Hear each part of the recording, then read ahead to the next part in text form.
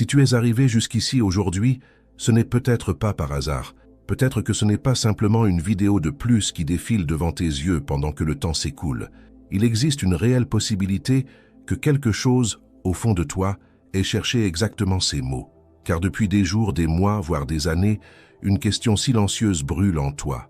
Une inquiétude que tu essaies de faire taire, mais qui ne disparaît jamais vraiment. Tu peux continuer ta routine, sourire, travailler, prendre soin de tout et de tous. Mais quand la nuit tombe, quelque chose serre ta poitrine et tu sens qu'il y a un point dans ta vie qui ne s'accorde plus. Et si je te disais que ce n'est ni une faiblesse, ni une exagération, ni un manque affectif, mais un avertissement profond, un appel qui, s'il est entendu maintenant, peut transformer complètement la manière dont tu vois tes relations, tes choix et surtout toi-même. Reste avec moi, car ce que tu vas entendre ici n'est pas confortable, mais peut être libérateur comme peu de choses l'ont été dans ta vie jusqu'à aujourd'hui. Si tu entends ces mots en ce moment, il y a de grandes chances que cet instant ne soit pas aléatoire. Ce n'est pas simplement un contenu apparu par coïncidence sur ton écran. Il y a des moments dans la vie où le monde extérieur semble répondre exactement à ce que nous n'avons jamais osé formuler à voix haute, cette question qui brûle à l'intérieur, silencieuse, insistante, attendant d'être reconnue. Tu n'es pas seul à ressentir qu'il y a quelque chose de différent sur ton chemin, comme si ton histoire t'avait poussé vers une route moins commune, plus solitaire et plus exigeante.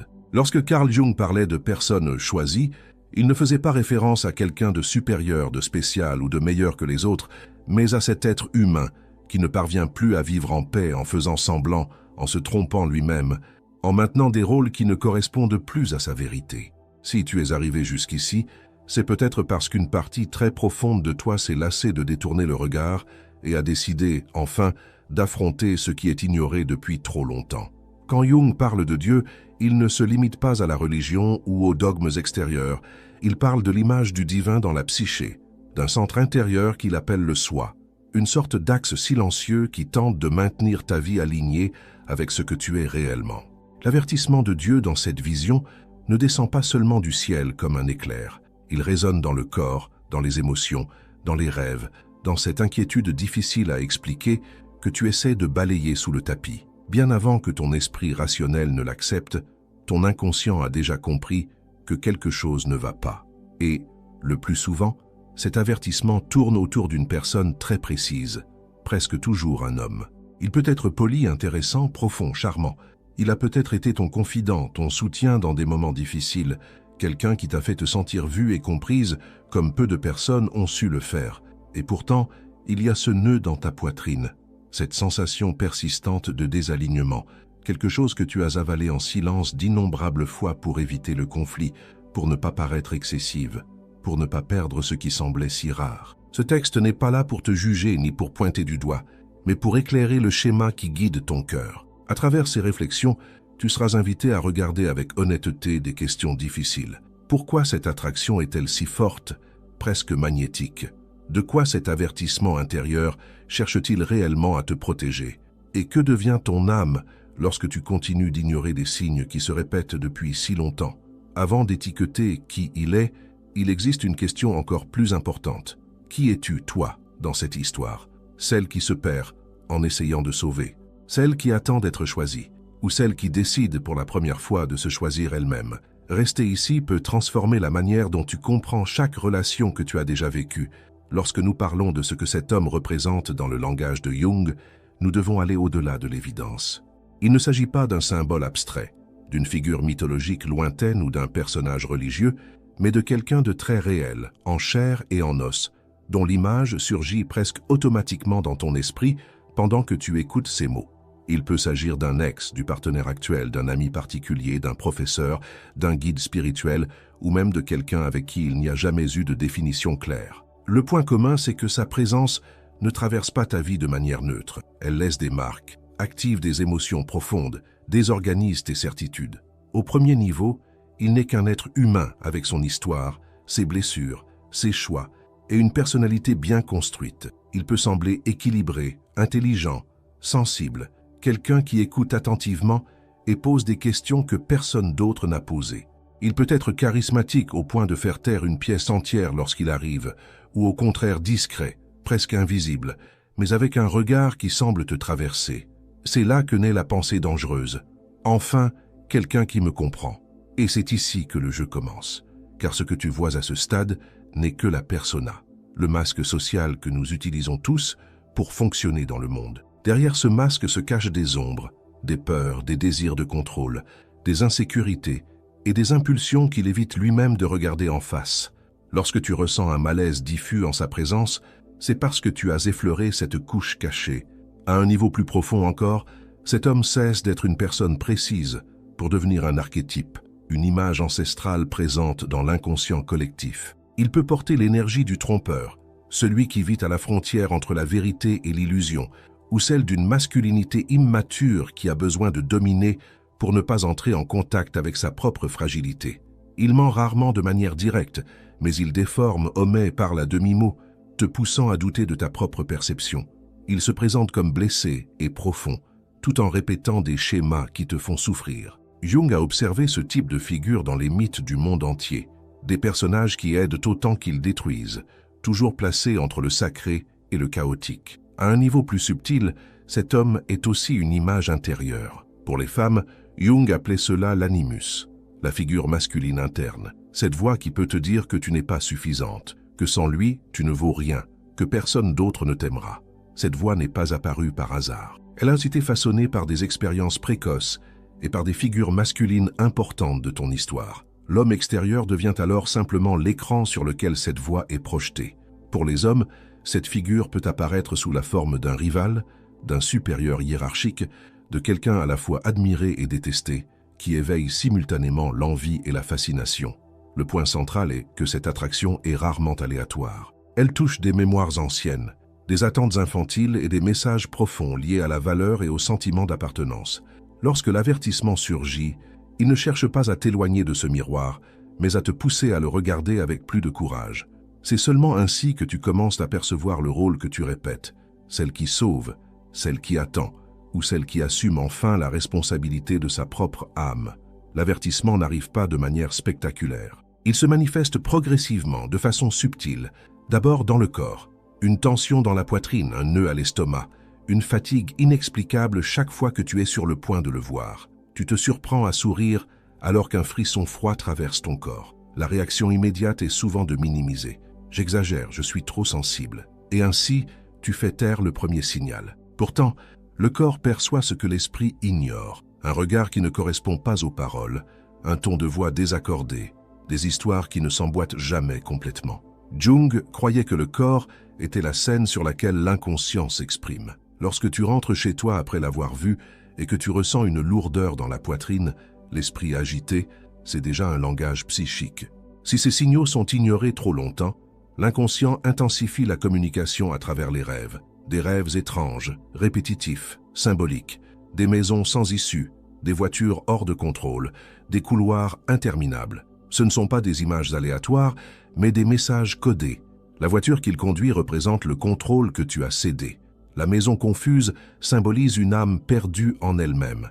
Malgré tout, tu peux encore qualifier tout cela de bêtises. Puis viennent les coïncidences. Des vidéos, des phrases, des conversations entendues par hasard, des livres qui s'ouvrent exactement à la bonne ligne. Jung appelait cela la synchronicité, des connexions significatives entre le monde intérieur et le monde extérieur. Lorsque tu es enfermé dans un schéma douloureux, le monde commence à te le refléter avec insistance. Et enfin, l'avertissement se manifeste dans la répétition. Des hommes différents, des histoires différentes, mais toujours la même sensation. Devoir faire plus d'efforts pour être aimé. L'inconscient pose la question, encore et encore. Cette fois, vas-tu choisir autrement? Plus tu ignores, plus le prix augmente. Fatigue, anxiété, perte de concentration, pensées obsessionnelles. Ce n'est pas une faiblesse, c'est la psyché qui tente d'être entendue. L'attirance pour cet homme ne naît pas en lui, mais dans des blessures anciennes. Très souvent, tout commence avec un père émotionnellement absent. Pas nécessairement cruel, mais distant. Très tôt, tu apprends qu'il faut faire des efforts pour mériter l'attention. L'inconscient répète la formule. Tu te sens attiré par des hommes imprévisibles qui offrent des miettes d'affection suivies de retrait. Il y a de la douleur, mais aussi de la familiarité. C'est comme revenir dans une vieille maison froide, mais connue.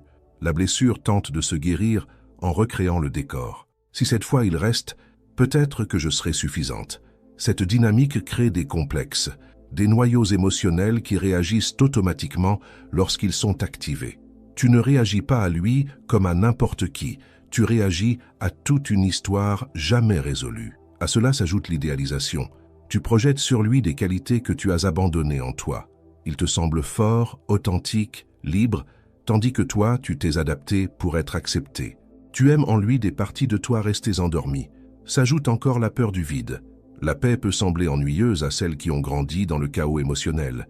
Le système nerveux devient dépendant des hauts et des bas. C'est pour cela que l'attirance est si intense. Ce n'est pas le destin, c'est une carte, une invitation à regarder à l'intérieur. Lorsque nous parlons de l'avertissement de Dieu selon la vision de Jung, il ne s'agit pas de punition, mais d'alignement. Le soi tente de te ramener vers ton axe. L'avertissement apparaît lorsque tu vis trop longtemps à l'encontre de ta propre vérité. Cet homme devient le miroir qui révèle à quel point tu as remis ta valeur entre les mains du regard de l'autre. La relation se transforme en jeu de validation. L'avertissement ne cherche pas à détruire, mais à protéger ton processus d'individuation, le chemin qui te conduit à devenir ce que tu es. Ignorer cet appel a un coût psychologique élevé. Tu commences à te perdre, à assouplir tes limites, à justifier l'injustifiable. Peu à peu, la trahison de soi s'installe. Quand l'intuition dit non et que tu dis oui, quelque chose se brise en toi. Le corps peut tomber malade, l'esprit se fragmenter. Ce n'est pas une punition, c'est la protestation de l'âme. Rester peut éviter la douleur aiguë de la perte, mais crée une douleur chronique, celle de vivre désaligné. Affronter cet avertissement n'est pas facile, mais c'est le début de la maturité psychologique. Le premier pas est de s'arrêter et de regarder à l'intérieur. Écrire, observer, reconnaître les schémas, retirer les projections, apprendre le langage des rêves, poser de vraies limites, non comme une punition mais comme un acte de soin. C'est à ce moment-là que l'histoire commence à changer lentement, de la soumission à la présence, de l'attente au choix, de la peur à l'honnêteté envers soi-même. En poursuivant exactement à partir de ce point, répondre à l'avertissement est avant tout un geste silencieux de courage. Il ne s'agit pas de décision impulsive, de rupture brutale ou de prouver quoi que ce soit à qui que ce soit. Il s'agit d'arrêter de fuir soi-même. La maturité psychologique commence lorsque tu acceptes que tu ne peux plus vivre anesthésié, en répétant des schémas tout en attendant des résultats différents. Jung a toujours été clair. Le véritable mûrissement ne se produit pas dans le bruit, mais dans le retrait. C'est lorsque tu t'autorises à être seul avec toi-même, sans distraction, sans message, sans explication interminable, que quelque chose commence à se réorganiser à l'intérieur. Au début, ce silence peut être inconfortable, presque menaçant, parce qu'il retire l'autre de la scène et braque la lumière sur toi. Et c'est précisément cela que l'avertissement te demande. Que tu retires, peu à peu, l'énergie que tu as donnée à cet homme et que tu commences à la ramener vers ta propre vie intérieure. Ce mouvement ne se fait pas sans résistance. L'esprit va tenter de négocier, de créer des justifications, de se souvenir des bons moments, de minimiser les signes. C'est normal. L'ego préfère ce qui est connu, même quand cela fait mal, plutôt que l'inconnu qui exige une croissance intérieure. Mais chaque fois que tu choisis d'écouter ton corps, tes rêves, tes émotions sans te renier, quelque chose se renforce en toi. Une nouvelle référence intérieure commence à se former. Tu réalises peu à peu que tu n'as pas besoin de tout comprendre immédiatement, ni d'avoir toutes les réponses. Tu as seulement besoin d'arrêter de t'abandonner. Progressivement, de petits changements apparaissent. L'anxiété diminue lorsque tu respectes tes limites. Le corps se détend lorsque tu ne te forces plus à être là où tu n'as pas envie d'être. La clarté surgit lorsque tu cesses d'expliquer l'inexplicable. Cela ne signifie pas que la douleur disparaît d'un coup. Cela signifie qu'elle commence à avoir un sens. Et lorsque la douleur a un sens, elle cesse d'être une punition et devient un guide. C'est ici que la maturité psychologique s'ancre vraiment. Lorsque tu comprends qu'aimer ne peut plus signifier te diminuer, attendre, te modeler ou te battre pour des miettes émotionnelles. À partir de là, aimer commence à signifier présence, choix conscient et responsabilité émotionnelle. Et peut-être que l'étape la plus difficile est d'accepter que certaines personnes ne sont pas venues pour rester, mais pour révéler. Révéler des blessures, des schémas, des parties oubliées de toi-même. Lorsque cette compréhension s'installe, quelque chose se clôt intérieurement, même si extérieurement il faut encore du temps pour que tout se réorganise. Tu ressens moins d'urgence, moins d'obsession, moins de besoin de prouver. À la place, un nouvel espace apparaît, encore étrange mais honnête. Un espace où tu peux enfin t'écouter sans peur. C'est là que l'histoire commence réellement à changer. Non parce que l'autre a changé, mais parce que tu as changé la place que tu occupes dans ta propre vie. Et cela, même si ça fait encore mal, est un signe clair que tu réponds à l'avertissement, non par la fuite, mais par la conscience. Si ce contenu résonne en toi, si à un moment donné tu as senti que ces mots décrivaient quelque chose que tu vis ou que tu as déjà vécu, prends un instant pour t'abonner à la chaîne, aimer cette vidéo et laisser en commentaire l'affirmation positive suivante. Je choisis de m'écouter et de me respecter. Ce geste simple renforce intérieurement l'engagement que tu commences à prendre envers toi-même et permet aussi à ce message d'atteindre d'autres personnes qui ont besoin de l'entendre au bon moment. Continuer à répondre à l'avertissement demande quelque chose d'encore plus profond que de tout comprendre intellectuellement.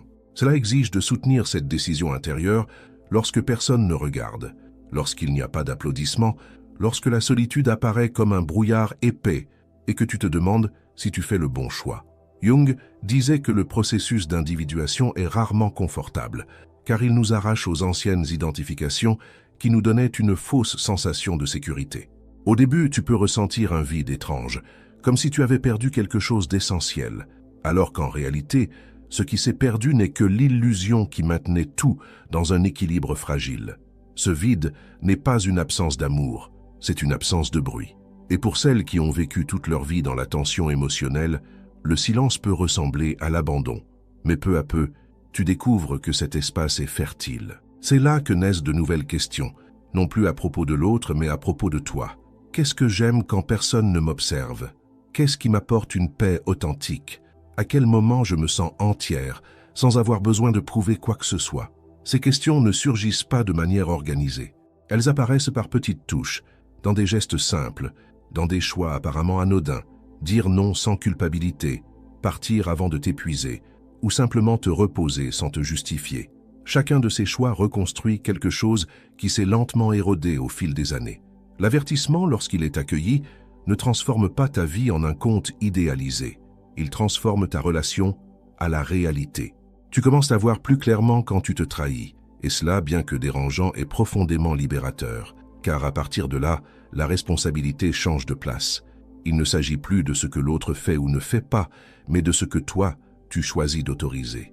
Et ce changement est irréversible. Même si tu trébuches encore, même si tu retombes dans d'anciens automatismes, quelque chose en toi s'est déjà éveillé et refuse désormais de vivre en mode automatique. Jung croyait que la véritable maturité apparaît lorsque l'on cesse de chercher le salut à l'extérieur et que l'on commence à construire un axe intérieur solide.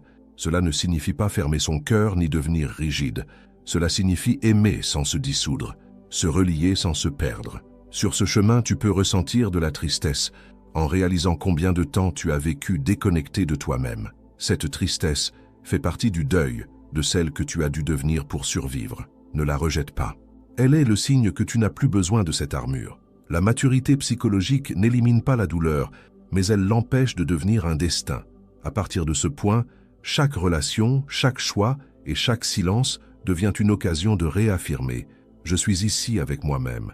Et lorsque cela devient une vérité intérieure, l'avertissement a accompli sa fonction, non comme une menace, mais comme un appel silencieux qui t'a ramené vers ton propre centre. Lorsque tu soutiens ce nouveau positionnement intérieur suffisamment longtemps, quelque chose d'encore plus profond commence à se produire, presque imperceptible au début, mais profondément transformateur à long terme.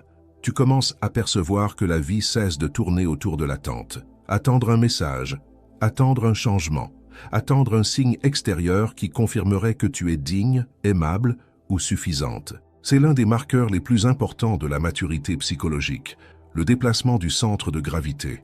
Avant, il était à l'extérieur, dans les réactions, l'humeur, la présence ou l'absence de l'autre. Maintenant, lentement, il revient à l'intérieur. Jung appellerait cela une reconnexion au soi, ce noyau silencieux qui n'a pas besoin de validation constante pour exister. Ce processus ne se fait pas sans résistance intérieure, car pendant longtemps ton identité s'est construite à partir du lien, de l'adaptation, du soin excessif porté à l'autre. Lorsque cette structure commence à se dissoudre, l'ego entre en état d'alerte. Des pensées surgissent. Et si j'exagérais? Et si je jetais quelque chose d'important? Et si je finissais seul? Ces pensées ne sont pas des signes que tu te trompes, mais les échos d'un ancien système qui tente de se maintenir. Comprendre cela est essentiel pour ne pas confondre la peur avec l'intuition. L'intuition est calme, même lorsqu'elle pointe quelque chose de difficile. La peur est urgente, confuse et peuplée de scénarios catastrophes. Apprendre à distinguer les deux fait partie intégrante de ce chemin. Et cela ne s'apprend qu'en vivant, en se trompant, en s'observant avec plus d'honnêteté que de jugement.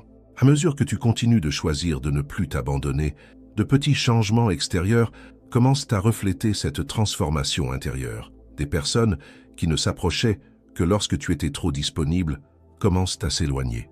Des dynamiques qui dépendaient de ton silence ou de ta tolérance cessent de fonctionner. Cela peut faire mal, car cela confirme quelque chose que tu soupçonnais peut-être déjà. Tout le monde n'était pas là pour ce que tu es, mais pour le rôle que tu jouais. Cette prise de conscience est amère, mais libératrice. Elle nettoie le champ émotionnel et ouvre de l'espace pour des liens plus vrais, y compris le lien avec toi-même.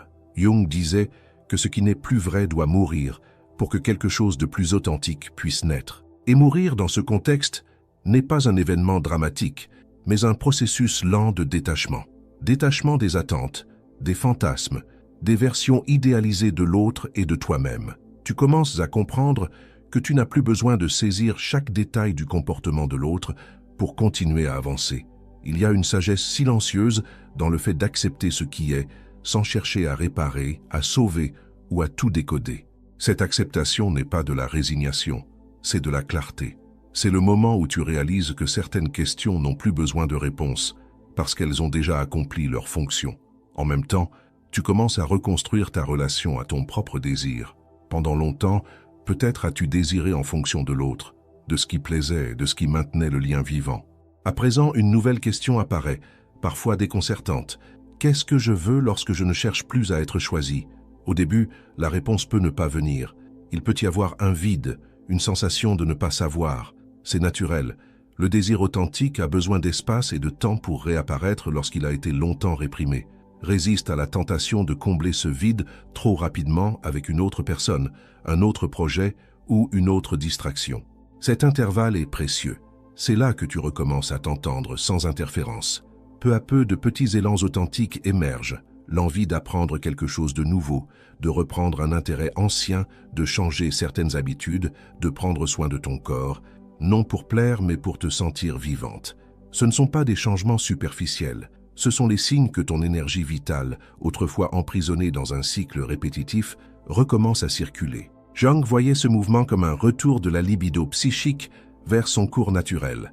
Lorsque l'énergie cesse d'être fixée sur un objet extérieur et revient au soi, la personne se sent plus entière, même si tout n'est pas encore résolu. Un autre aspect essentiel de ce processus est la transformation de ton rapport à la culpabilité. Avant, tu te sentais peut-être coupable de décevoir, de t'éloigner, de te prioriser. À présent, cette culpabilité commence à être interrogée. À qui appartient cette voix? Représente-t-elle réellement une valeur qui est la tienne ou n'est-elle qu'un vestige d'anciennes exigences extérieures? En explorant cela, tu découvres que beaucoup de la culpabilité que tu portais n'était pas un signe d'erreur mais de conditionnement. Lâcher cette culpabilité ne signifie pas devenir indifférente ou égoïste. Cela signifie agir depuis un lieu plus aligné, où le soin de l'autre ne nécessite plus le sacrifice de soi. Cet équilibre est subtil et demande de la pratique. Il y aura des moments où tu auras envie de revenir en arrière, de céder, de soulager la tension en retournant à l'ancien schéma. Dans ces moments-là, rappelle-toi que la maturité n'est pas la rigidité, mais la conscience. Si tu trébuches, observe. Si la nostalgie surgit, ressens-la. Si tu pleures, pleure. Ce qui change, ce n'est pas l'absence d'émotion, mais l'absence de déni. Tu n'as plus besoin de te convaincre que tout va bien lorsque ce n'est pas le cas. Cette honnêteté envers toi-même est l'un des plus grands actes d'amour de soi. Avec le temps, tu commences à comprendre que l'avertissement qui te semblait si menaçant au départ était en réalité un geste de soin profond. Il n'est pas venu pour t'ôter quelque chose de précieux, mais pour te rendre à toi-même. Il est venu interrompre un cycle avant qu'il ne devienne un destin. Jung croyait que la vie cherche toujours à nous conduire vers la totalité, même si, pour cela, elle doit parfois nous déstabiliser. Les crises ne surgissent pas pour nous punir, mais pour nous réaligner. Lorsque tu comprends cela, le récit change. Tu ne te vois plus comme quelqu'un qui échoue dans ses relations, mais comme quelqu'un en processus d'éveil. Chaque expérience, aussi douloureuse ait-elle été, trouve sa place dans ton histoire, non comme un échec, mais comme une étape. Cela n'efface pas la douleur, mais rend sa dignité à ton parcours. Tu commences à te faire davantage confiance, non parce que tu as désormais toutes les réponses, mais parce que tu as appris à écouter les signaux intérieurs avant qu'ils n'aient besoin de crier. Et cette confiance change tout. Elle transforme la manière dont tu entres dans de nouveaux liens, la façon dont tu perçois les premiers malaises, la manière dont tu te positionnes. Tu n'ignores plus le corps, les rêves, l'intuition. Tu les reconnais comme des alliés. Et peut-être le plus important, tu ne négocies plus ta vérité pour maintenir une connexion. Si quelque chose ne peut se maintenir qu'à condition que tu te diminues, alors cela cesse d'être une option viable. Ce critère intérieur devient une boussole silencieuse. La maturité psychologique, au fond, ne consiste pas à devenir une personne idéale, totalement résolue ou immunisée contre la douleur. Elle consiste à devenir une personne présente, capable de rester avec elle-même, même lorsque c'est difficile. C'est construire une relation intérieure si solide qu'aucune relation extérieure n'a plus besoin d'être utilisée comme une béquille pour combler d'anciens vides. Lorsque tu arrives à ce point, tu comprends que l'avertissement a été entendu, non pas parce que tout est devenu parfait, mais parce que tu as cessé de t'abandonner. Et cela à lui seul suffit déjà à changer le cours d'une vie entière. À la prochaine vidéo.